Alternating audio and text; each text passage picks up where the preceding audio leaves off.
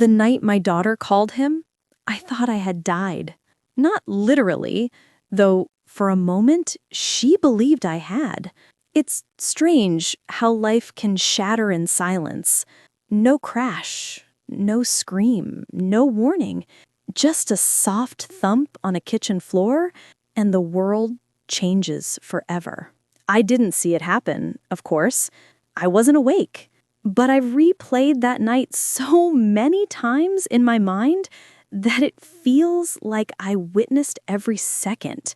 The terror in Bella's tiny voice, the panic swirling in her chest, and the single decision that would pull a stranger into our lives like a storm breaking through a locked door.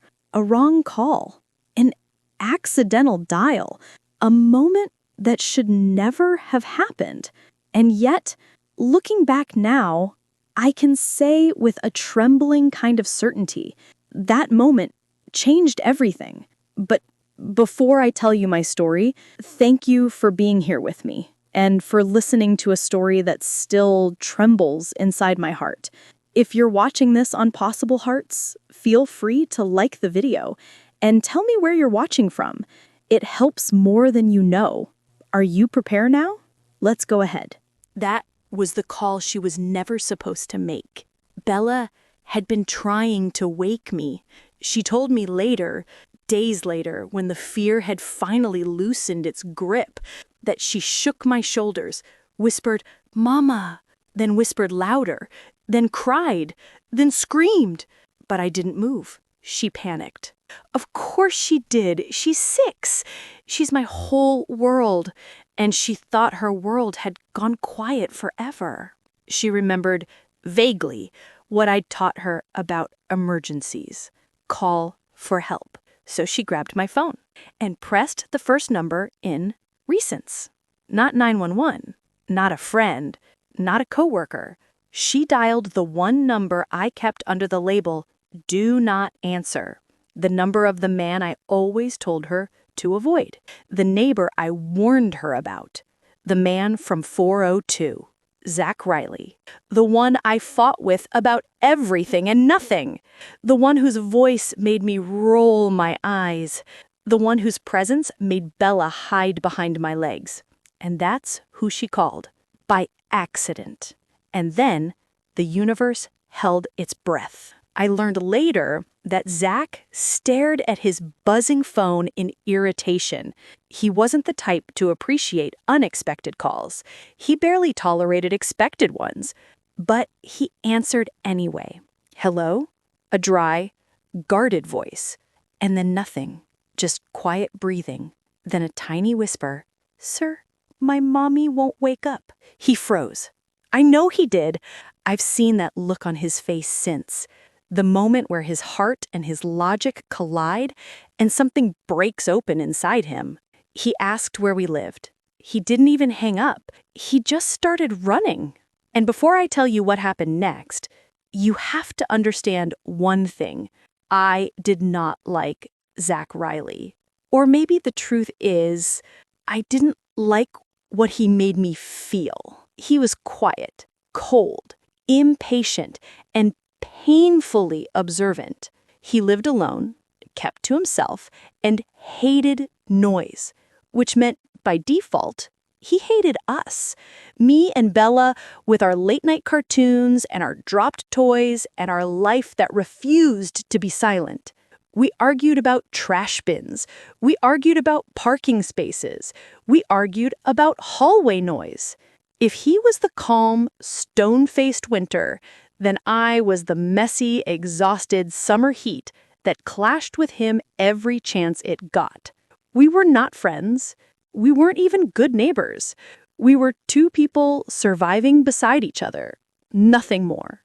So when Bella called him, of all people, my stomach still twists at the irony. Sometimes I wonder if that irony was heaven's handwriting. Zach told me later that the hallway lights flickered when he sprinted toward my apartment, that Bella stood in the doorway, shaking so hard she could barely breathe. He knelt in front of her, voice low and steady. It's okay. I'm here now. Show me. She grabbed his sleeve, this man she'd always been afraid of, and led him inside. He found me on the kitchen floor, unmoving, pale, breathing shallowly. And around me, the pieces of a life stretched too thin, unpaid bills scattered on the counter, my uniform tossed on a chair, the fridge half empty, the lunchbox I never finished packing, the exhaustion etched into every corner of that apartment. He didn't hesitate. He checked my pulse, lifted my head, called 911 with one hand, and pulled Bella against his side with the other. He stayed calm, not because he wasn't afraid, but because someone had to be. Later, he said something that I still can't get out of my mind. You looked like someone who had been strong for way too long. I woke up hours later, alone, but not alone. The first thing I saw wasn't the hospital lights. It wasn't the wires or the machines. It was Bella, asleep on a chair, leaning against Zach's arm. And Zach, the man I swore I couldn't stand, was sitting perfectly still, as though moving even an inch would disturb the little girl who trusted him now more than she feared him. His eyes were tired, his jaw was clenched, but his hand was covering hers, protective, steady, present. And something in my chest shifted, something I didn't want to feel, something I didn't dare name. Not yet. But then he looked up, and the look in his eyes was not the look of a neighbor or an enemy. It was the look of someone who had been pulled into a story he never asked for and wasn't sure he could walk away from. Now, are you ready for what happened after I opened my eyes? Because nothing prepared me for his first words. When I opened my eyes that morning, I expected pain, confusion, the metallic taste of fear. What I didn't expect was him, Zach, sitting there in the hospital chair, stiff, awake, alert, as if he'd been guarding the room all night.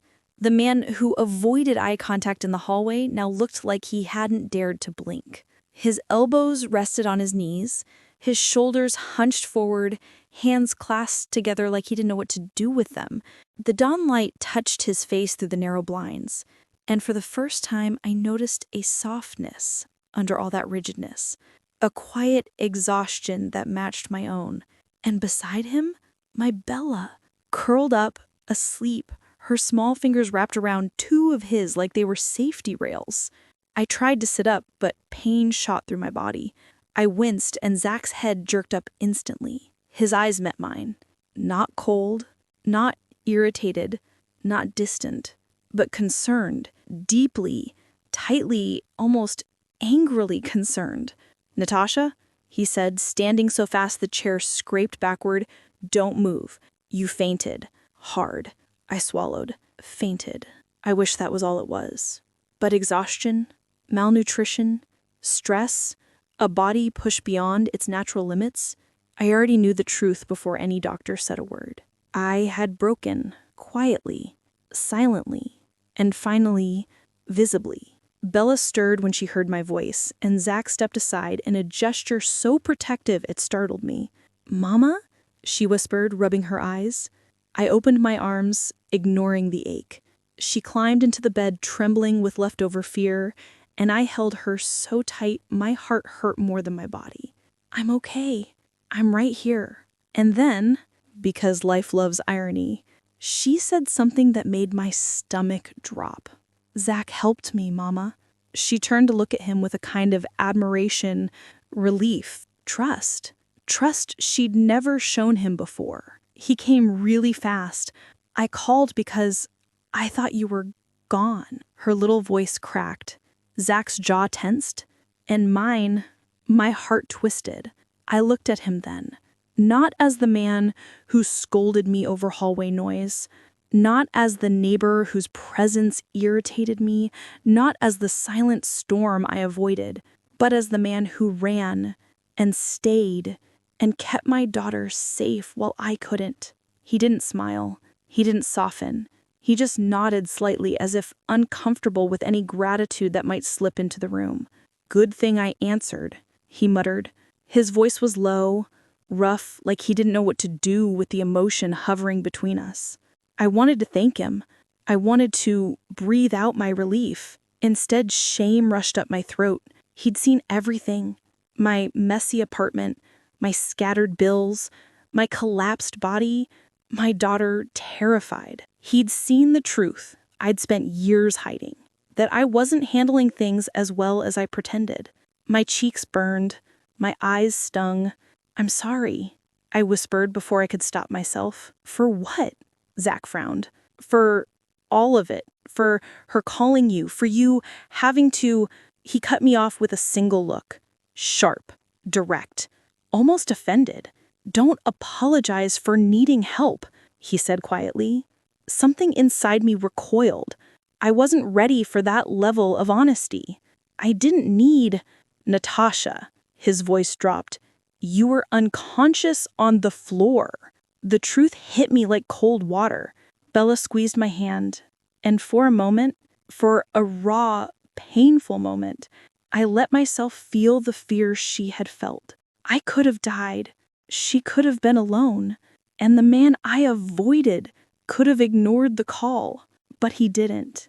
The doctor entered then, saving me from myself. "Miss Harris," she said gently, "your blood pressure dropped dangerously low. You're dehydrated, iron deficient, sleep deprived, and severely overworked. Your body essentially shut down." I closed my eyes. I had known it. I had ignored it. I had pushed through it. Because mothers don't get to fall apart, right? Right? When I opened my eyes again, Zach was watching me. Not judging, not pitying, just seeing. And that was almost worse. After the doctor left, I expected Zach to take Bella's hand, set her on the chair, and say something like, "Glad you're okay, won't happen again," then walk out, back into his silent, solitary world. But he didn't leave. He stood there, arms crossed now, jaw shifting like he was wrestling with himself. "You need rest," he said simply. "Real rest." His tone was blunt but concerned, like he wanted to say more but didn't know how. "And Bella needs someone to stay with her while you recover. Someone she trusts." My brows knitted. Someone she trusts? She looked up at him, eyes soft. My chest tightened. "You don't have to," I began. "I know I don't," he snapped softly. "I'm offering. Not out of obligation, not out of guilt, because something had shifted in him too. A protective instinct, a connection he didn't want but couldn't push away. Something flickered across his face, a shadow, a memory, something painful. This wasn't easy for him, being here, being needed, being seen. For a moment, I wondered what he had lost, who he had lost, and why he seemed so afraid of caring.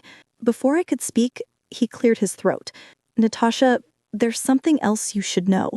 Something I found in your apartment." I felt my stomach drop. What did you find?" He hesitated. And for the first time since I'd known him, Zach actually looked nervous. "We'll talk when Bella's not in the room. It's important." And then he walked out, leaving me with questions I wasn't ready for and answers I was terrified to hear. Zach returned to my hospital room nearly an hour later, but the first thing I noticed was what wasn't there. Bella. My heart shot upward. "Where is she?" I asked, panic cracking my voice. He lifted a hand, not dismissively, but calmly, reassuringly. "She's in the playroom down the hall. There's a volunteer watching her. She's safe." The tension in his voice was subtle, but it was there. Like he wasn't used to offering comfort, but he was forcing himself to try. I sank back against the pillow, exhaling. He stood there awkwardly at first, like he wasn't sure if he should sit or remain standing. His fingers tapped restlessly against his thigh until he finally dragged the chair closer and sat down. But he didn't lean back. He leaned forward, forearms on his knees, gaze steady on mine. He looked like a man bracing himself. "Natasha," he began quietly, "there's something I need to talk to you about. Something I found in your apartment." My stomach tightened. The bills? The empty fridge? The piles of laundry I never got to? The evidence of how thin my life had stretched? But his next words cut deeper. "It was on your counter, half filled, no seal, and dangerously expired." Expired! My mind scrambled. Then it hit me like a slap of cold water. "The iron supplements?" He nodded. But the look in his eyes told me there was more. "You had a bottle from 4 years ago," he said gently. 4 years, Natasha. Bella was still a toddler. I swallowed hard. Shame pricked at my skin like tiny needles. He wasn't judging me. He wasn't lecturing me. But he was seeing me. The real me. And that was somehow worse. "I meant to buy more," I murmured weakly. "You shouldn't have to mean to. You should have support." His voice wasn't angry, it was wounded, as if he was hurt for me, not by me. It was unsettling. "You don't understand," I whispered. He leaned in. "Then help me understand." I looked at him, really looked, at the man whose jaw tightened whenever feelings got too close, whose shoulders stiffened when someone might need him, and whose eyes revealed more history than he probably wanted me to see. His concern felt too intimate, too heavy, too much. "You're my neighbor," I said quietly. "We barely tolerate each other on a good day." A muscle jumped in his jaw. "You think I ran into your apartment because of neighborly courtesy?" I froze. The tension between us shifted. Not romantic, not yet, but something raw, something unspoken, something dangerous. He caught himself, as if realizing he'd said more than he meant to. He looked away, shoulders rising and falling with a slow breath. "What I meant was," he corrected, "Bella was scared. That's all that mattered." But the moment lingered. We both felt it. "Why do you care so much?" I finally whispered. His eyes snapped back to mine, sharp and guarded. He didn't speak at first. His jaw flexed once, twice. Then he looked down at his hands, broad, rough, curled slightly like he was holding something fragile he couldn't afford to drop. "Because I know what it looks like when someone collapses alone," he said, voice so low it nearly broke. I stilled. A shadow crossed his face. Not anger, not frustration. Loss. A deep, buried grief. The kind that lives in the marrow. "Zach," I said gently, but he shook his head once, shutting the door on whatever memory had surfaced. "Another time," he said. "You don't need my crap on top of everything else." The fragile pause that followed felt like a cliff's edge, too easy to fall from, too dangerous to lean over. I didn't know what compelled me. Maybe the vulnerability in his voice, or the weight he still carried, or the way he had stepped into my life when it was collapsing. But I heard myself say, "I'm not as put together as I pretend." He looked up slowly. "No one is," he replied. "But I try to be. For Bella. For the world. For everything I've lost." His expression softened. Not pity, not rescue, but understanding. Like he recognized the shape of my pain because he'd held something similar. "What happened to you?" he asked softly. I hesitated, then shook my head. "Another time," I said. His lips twitched. Not a smile exactly, but something close. Fair enough. The truce between us was delicate. Not peace, not friendship. Something in between. A fragile thread neither of us wanted to cut. He cleared his throat. "I cleaned your apartment," he said, abruptly, as if rushing the words out before he could change his mind. "You... what?" "It was a mess. You don't need to go home to chaos." My cheeks flushed hot. "Zach," he said firmly, "it wasn't judgment. It was necessary. And he said gently, "Your bills are on the table. Sorted. Not opened, just straightened." My eyes stung. And your fridge is stocked with basics and some stuff kids like. I stared at him, speechless. Why would he do this? Why would a man who hated noise, who avoided people, who lived in his own fortress, step this deep into my life? He must have read the confusion in my face, because he spoke again, careful, almost defensive. Don't make it into something it's not. I didn't want Bella walking into an empty fridge. I nodded slowly, but inside, something shifted, something opened, something I wasn't ready for. Right when the air grew too heavy, too intimate, too charged, the door burst open. A nurse hurried in. "Miss Harris, we have an issue." My breath caught. "What's wrong?" She hesitated, looking between me and Zach. "It's about your daughter." My heart stopped. "What about her?" I whispered. The nurse's expression tightened. "She's gone." Zach stood so fast the chair slammed backward, and the world tilted on its axis. I don't remember how I got out of that hospital bed. One moment, I was staring at the nurse, trying to process her words, "She's gone." And the next, the room was spinning, my heart pounding so loud it drowned out my breath. Bella! My Bella! Gone! I tried to stand, but my legs buckled under my weight. I would have hit the floor if Zach hadn't grabbed my arm, steadying me with a firm grip. "Easy," he said, voice tight with urgency. "Don't rush. You'll black out again." "I need to find her," I gasped, fighting against the weakness in my body. "She's scared. She must be. She wouldn't just—" "I know," he said, cutting me off, his grip tightening. "I know. We're going." He didn't let go of me until he had to. And when he did, he moved like a man acting on instinct. Protective, focused, a silent storm gathering force.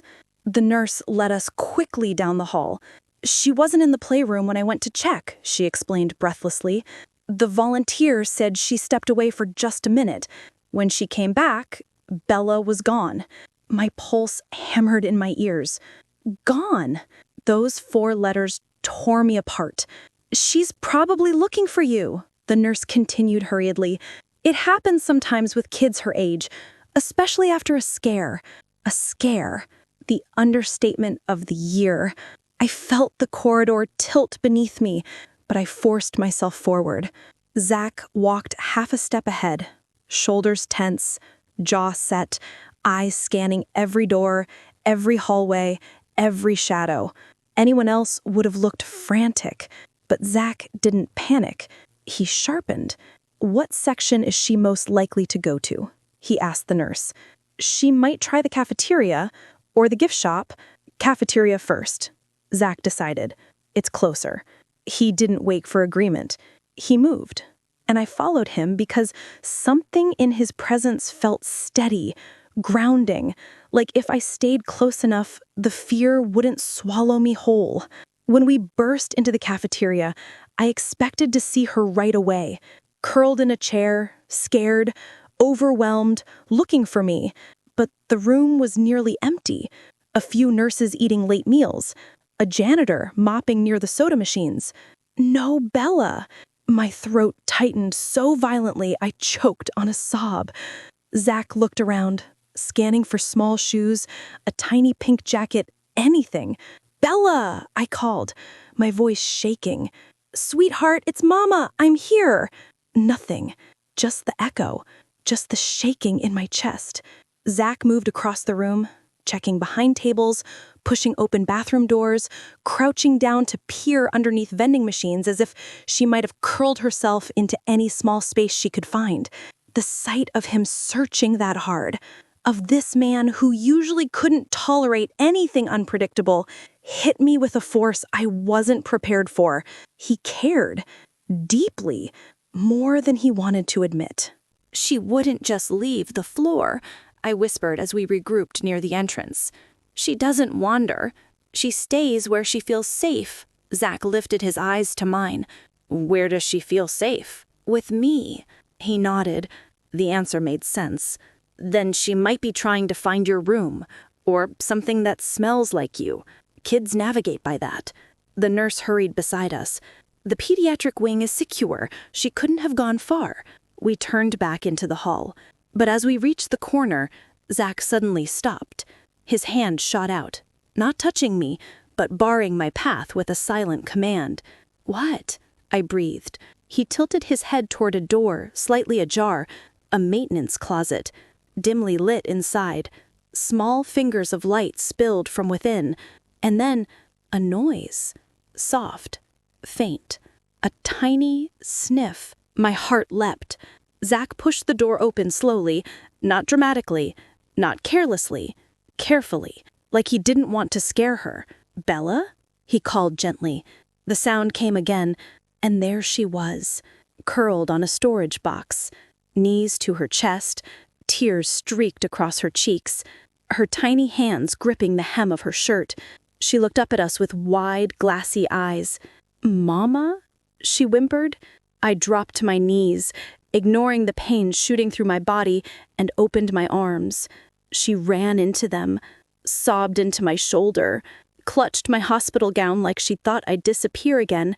I pressed my lips to her hair, breathing in the scent of my little girl, shaking with relief. "It's okay," I whispered, rocking her gently.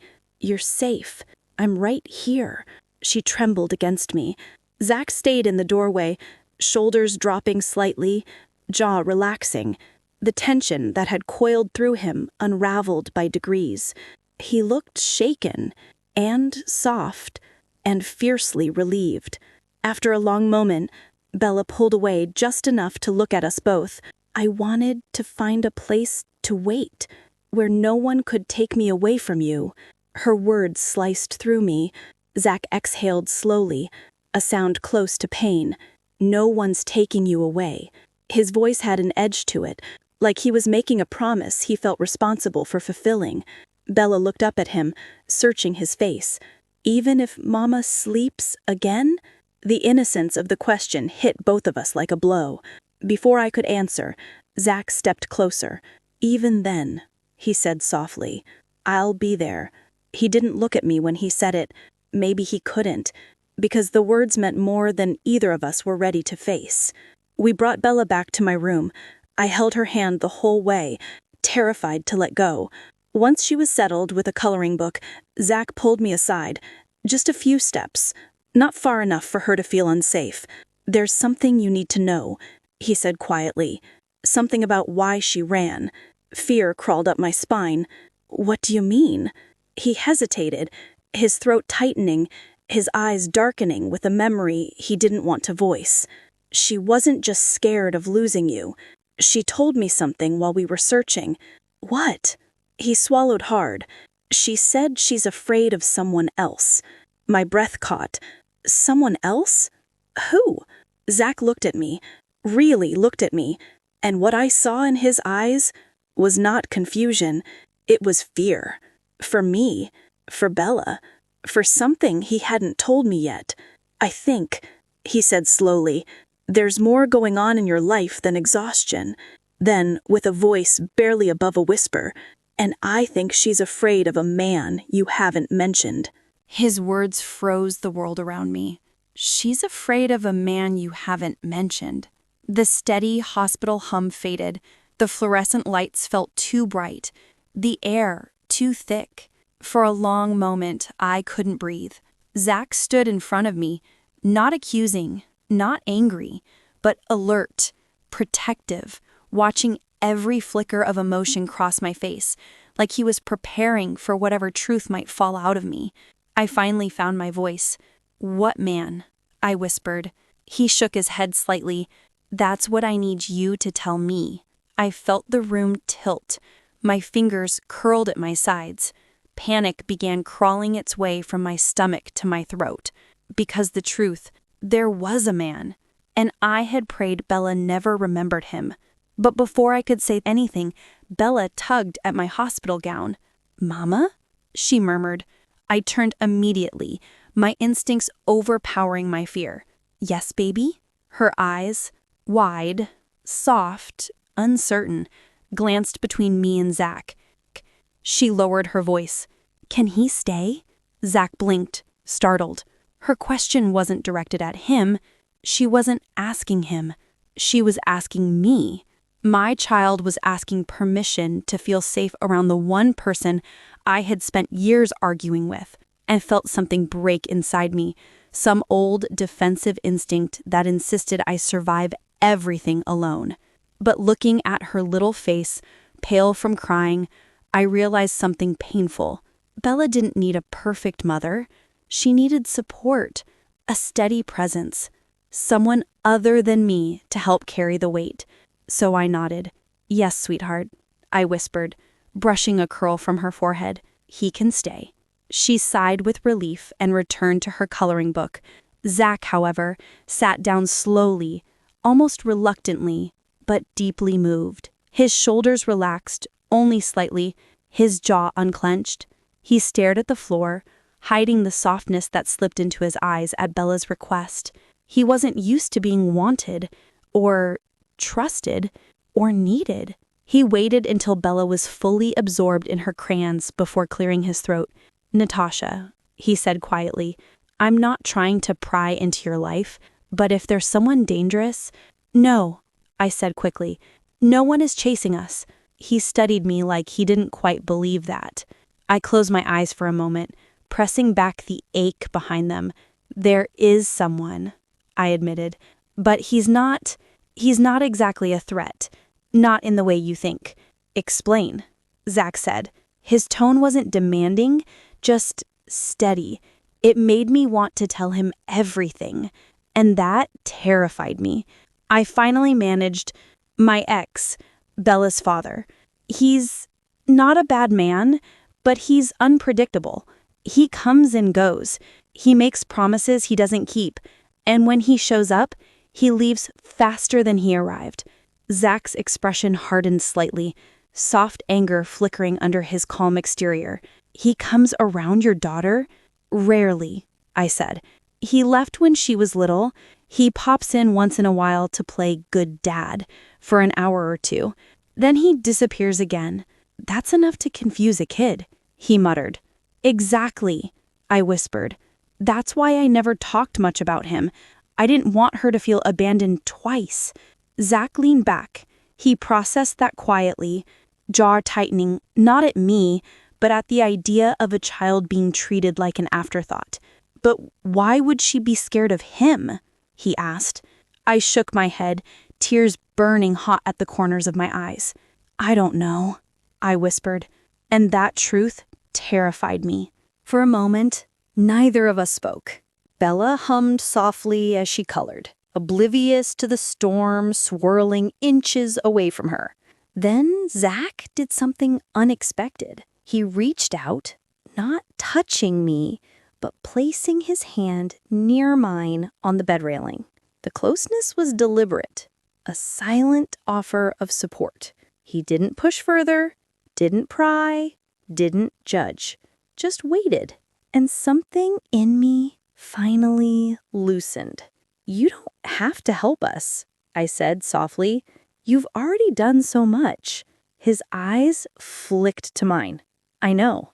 "Then why are you still here?" He swallowed, looked away, then back again. His voice was barely above a whisper. "Because I don't want to leave." The words hit me like warm sunlight and a blow to the chest at the same time. I stared at him. Zach Riley, the man who avoided connection at all costs, just admitted he wanted to stay. Not because he felt obligated, not because he feared what might happen if he left, but because he cared. Maybe more than he understood. The room felt different after that. The distance that had always existed between us, walls built from annoyance, misunderstandings, and stubbornness, felt thinner, fragile, almost breakable. But the universe has a cruel sense of timing. Just when the tension softened into something close to trust, there was a knock at the door. A slow, heavy knock. Zach turned sharply, his eyes narrowing. I felt my stomach drop. The door creaked open, and standing there was the very man I had just spoken about. Tall, well-dressed, a polite smile hiding a lifetime of inconsistencies. "Natasha," he said warmly, as if he still belonged in my world. "I heard you were hospitalized. Thought I should come." Zach stiffened. Bella froze, the crayon slipping from her hand, and my heart cracked wide open, because the moment my ex stepped inside, Bella's tiny hand reached out and grabbed Zach's sleeve instead of mine. If someone had walked into that room without context, they might have thought Zach was Bella's father. He was the one standing protectively between us and the door. He was the one Bella clung to, fingers curled into the fabric of his sleeve. He was the one whose eyes sharpened the moment my ex stepped inside.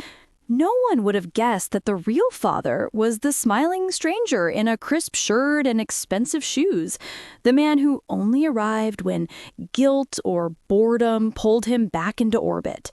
"Natasha," he said again, his voice soft, warm, calculated. "You look tired." Zach exhaled sharply. I stiffened. My ex, Evan, closed the door behind him and stepped into the room like he belonged there. "Hi, Bella," he said with an almost rehearsed smile. She froze, didn't move, didn't smile, just tightened her hold on Zach's sleeve. His expression changed instantly, the polite warmth slipping, his eyes narrowing just slightly, just enough for Zach to notice. "What's going on here?" Evan asked, his voice lowering. Why is she holding on to him like that? His tone was mild, but beneath the surface was a flicker of irritation. Zach straightened subtly, shoulders squaring, not aggressively, but solidly. "Because she trusts me," Zach said quietly. And that single sentence, so simple, so true, made Evan's jaw tense. "Natasha," I said, wary, "this is not the time." He raised his hands in a mock gesture of surrender. "Hey, I'm just asking. I show up to see my daughter and find her glued to a neighbor she barely knows." Zach's eyebrow twitched. A micro-expression, but sharp. "She knows me now," Zach said calmly. "More than you do, apparently." Evan's eyes cut to him. "Excuse me?" I stepped between them instinctively, even though Zach didn't need defending. "Stop, both of you." Zach looked at me immediately, attentively. Evan looked at me slowly, like the world owed him patience he never had to earn. He walked closer to Bella, crouching slightly to meet her eyes. "Sweetheart," he coaxed, "don't you want to give Daddy a hug?" Her lower lip trembled. She shook her head, and the way she shook it, fast, friend instinctive, hit me like a punch. He blinked. His smile faltered. "What's wrong?" he asked softly, but the softness didn't reach his eyes. Bella withdrew further, inching until her shoulder brushed Zach's arm again. Zach didn't move, didn't speak, didn't look away from Evan. He just stood there, a silent anchor, a shield she trusted, a presence she leaned toward without hesitation. I whispered her name, trying to soothe the panic rising in her small body, but she didn't look away from Evan. "Mama, I don't want him to take me." The room froze. Every sound in the hospital disappeared under the weight of those words. Evan's expression flickered. Hurt, confusion, then something colder. "Take you?" he repeated. "Why would you think that?" Bella didn't answer. Her breathing tightened, her eyes glossed, her tiny hands turned white where she gripped Zach's sleeve. And then Zach spoke, quiet, controlled, but with edges that cut. "She told me she's scared of a man. And I think we've found out who. Evan stood up abruptly. That's ridiculous. Is it? Zach countered. He glared at him. You don't know me. Zach didn't flinch. I know her. Those 3 words spoken with quiet certainty landed like a declaration. Not a boast, not a threat, but a truth. And Evan didn't know how to answer truth. Bella tugged on my hand.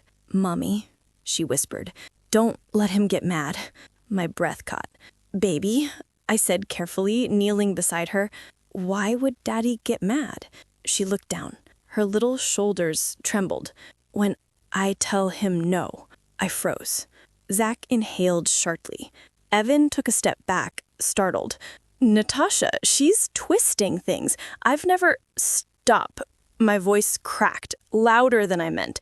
Just stop. I looked at Bella, really looked, and something clicked in my memory. The last visit, 3 months ago. Bella crying when he left. Not sad, shaken, clinging to me, not wanting to speak about it. I thought she was overwhelmed. I thought she missed me. I thought I was wrong. So terribly wrong. I think it's time for you to go, I said to Evan. His eyes widened. Natasha, I didn't mean forever, I added, swallowing the lump of guilt. But for now. His jaw clenched. You're letting a stranger come between us, he said quietly. Zach didn't even blink. You walked in long after things fell apart. Evan shot him a furious look. You think you're some kind of hero? Zach stepped forward just an inch, enough to make the air shift. No, he said calmly. I think I'm someone who cares. And right now, that's more than you're offering. Evan stared at him stunned. Not because Zach raised his voice, he didn't. Not because Zach threatened him, he never would. But because Zach told the truth without fear. Something Evan wasn't used to hearing from anyone. Especially me. He swallowed hard, then looked back at Bella, who hid half behind Zach now, small fingers twisting the fabric of his sleeve. He exhaled, long and shaky. I'll call later, he muttered. He turned without waiting for a reply. And just like that, the man who always drifted in and out of our lives, drifted out again. But this time, Bella didn't watch him go. Zach did. The door clicked shut, and I felt my knees weaken. Zach stepped closer, not touching me, but close enough that I could feel the steadiness radiating from him. You okay? He asked quietly. My throat tightened. No, I whispered. He nodded once. Good. That means you're finally being honest with yourself. The words hit me like both comfort and truth. He wasn't judging me. He wasn't blaming me. He was acknowledging the weight I'd been carrying alone. Bella crawled into my lap, curling against me. I held her, my hand stroking her hair, my heart breaking and healing all at once. She's scared of him, I whispered. She's not scared of you or of me. The softness in his voice startled me. He wasn't claiming a role. He wasn't overstepping. He was offering presence, steady, grounded, real. The kind of presence I pretended I didn't need. The kind of presence Bella had chosen instinctively. I looked up at him. His eyes were gentle, even as his jaw remained tight with protective tension. Zach, I began, but words failed me. And then, in the smallest voice, barely audible, Bella whispered into my chest, Mama, can he come home with us? Zach's breath caught, and mine did too. When Bella asked the question, Mama, can he come home with us? Every breath in the room vanished. My heart lurched. Zach froze. Even the monitor beside my bed seemed to hesitate. Her voice wasn't playful or impulsive or childish. It was careful, hopeful, timid, as if she was asking for something she believed she shouldn't want. I looked at Zach. His eyes were wide, surprised, vulnerable, almost frightened. Not frightened of her request, but frightened of what it meant.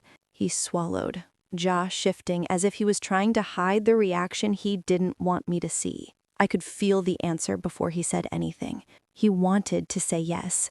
He was terrified to say yes, and he didn't think he deserved to say yes. "Bella," he finally murmured, struggling for steadiness. "I can't just—" But she cut him off, whispering, "Please?" The word broke something in him. I saw it. I felt it. His shoulders dropped. His expression softened. A quiet ache flickered in his eyes, like the ghost of a memory he fought not to show. He looked at me for guidance. Me, the one person he never wanted to depend on. And I exhaled the truth I'd been resisting for days. "We could use the help," I said softly. His eyes searched mine, carefully, cautiously, like stepping toward me was stepping into a burning room. "But only if you want to," I added. "You don't owe us anything." He closed his eyes briefly, like the words hurt. "I know. That's why I'm still here." Those 8 words nearly undid me. The doctor cleared me later that afternoon. Not fully. My body was still exhausted, fragile, but enough to go home under strict instructions. Rest, hydration, minimal movement, and actual meals. Zach listened to every instruction like he was preparing for a field mission. When we reached the parking lot, he stopped abruptly. "We're not going to your place," he said. I blinked. "What?" "My apartment is cleaner, more organized, less triggering for you right now." I wanted to protest, to insist I wasn't a burden, to claim independence, to hide the shame of what he'd seen in my apartment. But then Bella slipped her hand into his without even asking, and Zach didn't flinch. He held her hand lightly, carefully, like he was afraid too much pressure would scare her. I inhaled deeply. "Okay," I whispered. "Your place." He paused, surprised I didn't argue, and in that moment, something shifted between us, the first of many walls quietly falling. His apartment was exactly what I expected. Neat surfaces, muted colors, everything folded, organized, prepared. Minimal clutter, minimal noise, minimal life. A fortress built by a man who didn't want anyone inside, not even himself. Bella walked in slowly, looking around with wide eyes. She whispered, "It's quiet in here." Zach tensed, just slightly. Then she added, "It feels safe." He blinked, hard. I saw it, the flash of emotion he immediately tried to swallow. No one had ever called his space safe, I could tell, not until a 6-year-old walked in with unfiltered honesty. He cleared his throat. I can make some food. I'll help." "No." He shook his head. "Sit. Doctor's orders." "Zach, I can—" "Sit," he repeated, pointing to the couch, voice firm but gentle. I froze, caught between irritation and gratitude. It was the first time in years someone insisted I rest, and meant it. I sat. He cooked. Bella followed him to the kitchen, watching him like he was the most interesting thing she'd ever seen. "You're good at this," she whispered as he stirred the pot. "I'm good at simple things," he muttered. "That's okay. I like simple." His hand trembled for a second, barely, but enough for me to notice. Something about her innocence, her acceptance, her unfiltered affection, it cracked him open, piece by piece. We ate together, quietly, awkwardly, gently. Bella sat between us, leaning slightly toward him. After dinner, she curled on the couch and fell asleep. Zach covered her with his blanket, tucked it in carefully, pulled it up to her chin, not too tight, not too loose, like he'd done it before, like he'd missed doing it. I watched him. His hands lingered near her forehead for a moment, hesitating, not touching, but wanting to. Then he stepped back. He didn't turn around. He spoke facing the wall. "I was supposed to have a daughter," he said quietly. The room froze. My breath caught. He wasn't telling me a fact. He was spilling a wound. She would have been Around her age. 6. Maybe 7. My heart twisted painfully. Zach, he shook his head, still facing away. She didn't survive. Neither did the rest of it. The rest of it. His past. His relationship. His family. Everything. He dragged a hand across his face, inhaling shakily. I don't connect with people. I don't try to. It's easier that way. Less to lose. He finally turned toward me. His eyes, usually steady and guarded, were wet. But then Bella called, and everything I built fell apart. The room felt too small, too quiet, too intimate. I stood, slowly. My knees were still weak, but I walked toward him. You don't have to be anything for us. Not a father, not a savior, not a replacement. Just yourself. But you don't understand, he breathed. I feel something when I'm with her. Something I haven't felt in years, and it scares me. His voice trembled. Zach, trembling. I reached out, instinctively, and rested a hand lightly on his forearm. You're allowed to care, I whispered. His breath hitched. And then he reached for my hand, tentative, gentle, like he was afraid I might disappear if he squeezed too hard. Our fingers intertwined, and the world stilled. For the first time in years, I felt held. Not physically, emotionally. Protected, steady, seen. But the moment shattered too soon. A sharp knock at the door made us both jump. Zach stiffened instantly, moving in front of me without thinking. Another knock, harder this time, urgent. Then a voice. Mr. Riley, this is building management. We need to speak with you immediately. I felt my heart drop. Zach's jaw clenched. He opened the door, and everything changed in an instant. The building manager stood in the hallway with a clipboard in one hand and a tense expression. Mr. Riley, he said, we have received a noise complaint. Zach blinked. A noise complaint? His apartment was the quietest place in the entire building. I stepped beside him, confusion rising. The manager cleared his throat awkwardly. From apartment 402. My stomach dropped. My apartment. Apparently, he continued, someone reported a child crying, shouting, and running around alone. The words pierced me. Alone. The ache behind my ribs sharpened. Guilt. Shame. Memory. But before I could speak, Zach stepped forward. Bella wasn't alone. She was with me at the hospital. That report is wrong. The manager hesitated. We have to follow protocol. Child welfare may perform a routine check. No. My voice came out stronger than expected. No, they can't. They can't think I left her alone. The panic rose fast and hot. I'd fought hard to hold everything together, to keep Bella safe, to avoid scrutiny from people who didn't understand what it meant to survive on thin margins and thinner sleep. And now, this.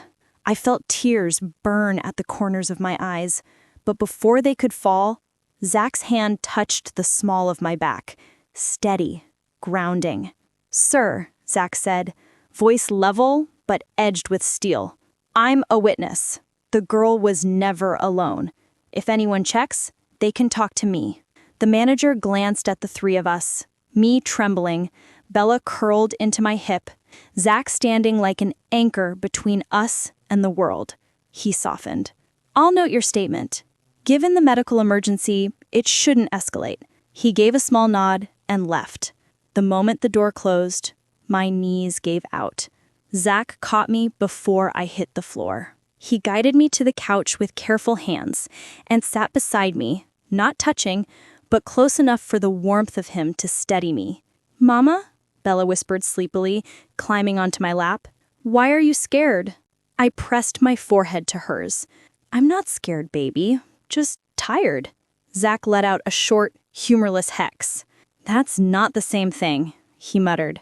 When Bella drifted back to sleep, leaning into my chest, Zach watched her for a long moment. Then he spoke, softly, quietly. You are doing everything alone. Too much. More than anyone should. You don't have to keep pretending. I'm not pretending. He tilted his head slightly, eyes meeting mine with a gentleness that pierced me. Yes, you are, he said. You've been pretending for so long, you don't know you're doing it. His words stung. Not because they were harsh, because they were true. My shoulders sagged. A tear finally slipped down. Zach reached out, slowly, giving me room to move away, but I didn't. He brushed the tear gently with his thumb. The touch wasn't romantic. It was something deeper, a kind of compassion that felt like being wrapped in a warm blanket after years in the cold. You're allowed to let someone help you, he whispered. I swallowed hard. I don't want to be a burden. You're not. I don't want you to feel responsible for us. I don't, he paused. I want to. The honesty in his voice, it cracked something open inside me. Not love, not yet, but possibility. The kindness channel was built for real hearts, real stories, real possibilities. And ours was becoming one. Hours later, sunlight crept through Zach's blinds. Bella slept curled between us, one hand gripping my shirt, the other resting lightly on Zach's arm. He looked at her hand as if it were made of glass. Natasha, he whispered, afraid to wake her. I don't know how to fit into your life. I looked at him. You don't have to fit, just be present. He exhaled slowly, like relief was something he wasn't used to receiving. And you? He asked, almost afraid. What about me? Can you let me in, even a little? The question hovered, fragile, trembling, hopeful. I reached out and placed my hand over his, just my fingers brushing his knuckles. Barely a touch, but enough to say the thing neither of us could whisper aloud yet. I want to try. His eyes softened, really softened, like a man seeing dawn after years of living in dusk. Later that day, when we finally walked back into my freshly cleaned apartment, thanks to him, the world felt different. Not fixed, not perfect, just different, lighter. Bella ran inside, went straight to the window, and pressed her face to the glass. Look, she said, I can see Zach's door from here. I felt Zach step beside me. Close, but not too close. That's good, he murmured. Means I can hear if you need anything. I smiled. For the first time, I believed him. For the first time, I believed I didn't have to carry everything alone. For the first time, I let myself feel safe. Zach watched Bella spinning around the living room, humming softly. She's brighter today. She feels secure. And you? He asked gently. I turned toward him. I do too. He nodded, once, slow, meaningful. Then he said the line that sealed everything inside me. You don't owe me anything, Natasha. But if you ever need someone, you know which door is closest. And I answered with the truth I had fought for years. Sometimes the heart chooses the door we spent our lives avoiding. We stood there in the soft afternoon light, two broken pieces, two worn-out souls, two people who never meant to intertwine, yet somehow did. And for the first time since the night everything collapsed, I saw possibility. Real, quiet, healing, human possibility. And if you've stayed with me until the end of this story, thank you. Thank you for listening, feeling with us, and letting our journey remind you of something important. You're not meant to carry everything alone. If this story touched your heart, don't forget to like the video, subscribe to Possible Hearts, and tell us in the comments where in the world you're watching from. Your stories matter too, always.